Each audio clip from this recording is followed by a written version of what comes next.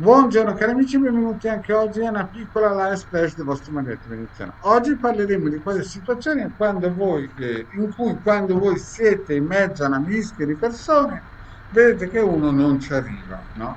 Molti per buonismo girano le spalle e fanno finta di niente, ma la vostra responsabilità è quella di dire come stanno le cose. Ma prima di iniziare, il vostro maledetto veneziano vi chiede di iscrivervi al canale YouTube di The Garden.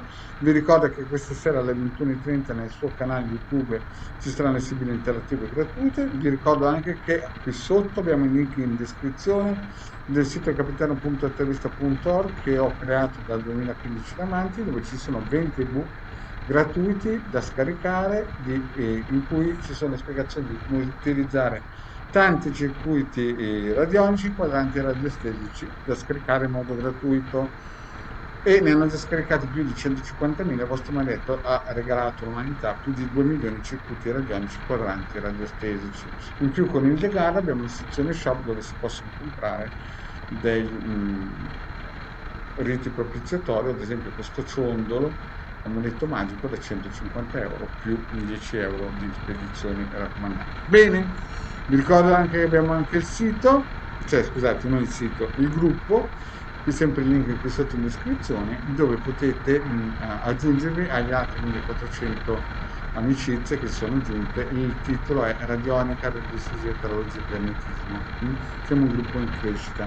E qui sopra, guardate bene, il numero di telefono per raggiungermi in Telegram, 20 euro 45 minuti.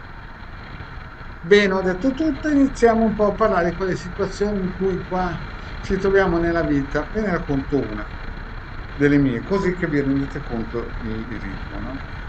Più o meno 10-12 anni fa era successo che purtroppo un ristorante in cui c'era una gerente un po' birichina aveva avuto dei problemi con il marito, no? Ed ero andato a parlare con questa signora e si era visto il peso di questa donna qua, no? Classica persona che dice tutto, contrario di tutto, rinnega tutto, insomma, quelle persone che già sono al terzo divorzio, hanno figli da insomma, quelle situazioni pesanti, no? Era gerente, non pagava di tutto, insomma, quelle situazioni veramente pesanti, no? Beh, io ero andato dentro quel negozio, cioè quel ristorante, no? E avevo pesato la persona, che è proprio una persona, insomma, che diceva qualche cosina che non era bene, no?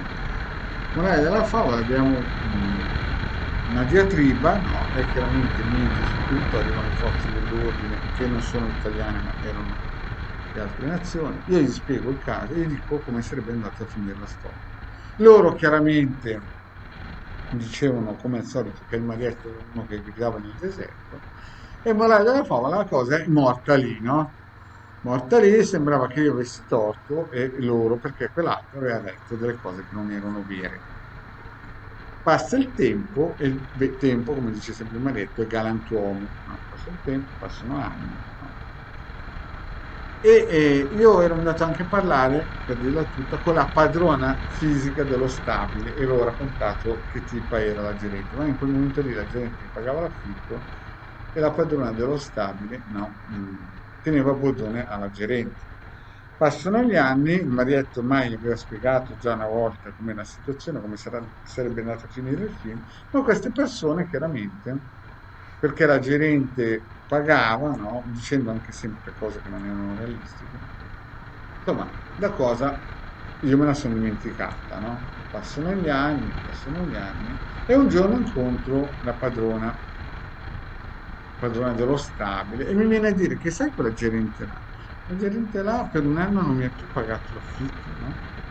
Dopo abbiamo fatto una causa legale, l'ho persa perché ha falsificato la firma.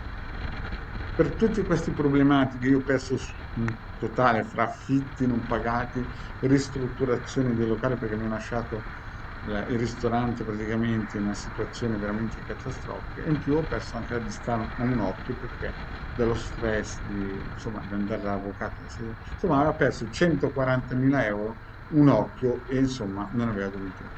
E sapete cosa mi ha detto questa signora qui? Mi ha detto: Marietto, quel giorno dovevi insistere, mannaggia se ti davo ascolto. Allora, cari amici, perché vi dico questo? Non perché il marietto ci azzecca sempre, ma perché il marietto l'aveva detto ormai è una rima che fa quasi, Però il fatto è che quando uno non ci arriva, voi glielo dovete dire. Poi è chiaro che se non vi ascoltano.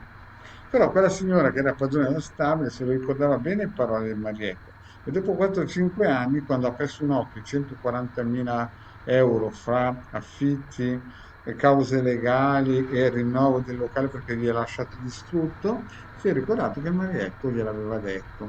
E spesso incontro persone che nella vita all'inizio magari dicono Marietto è uno che grida nel deserto, e poi si rendono conto dopo qualche anno che Marietto aveva ragione.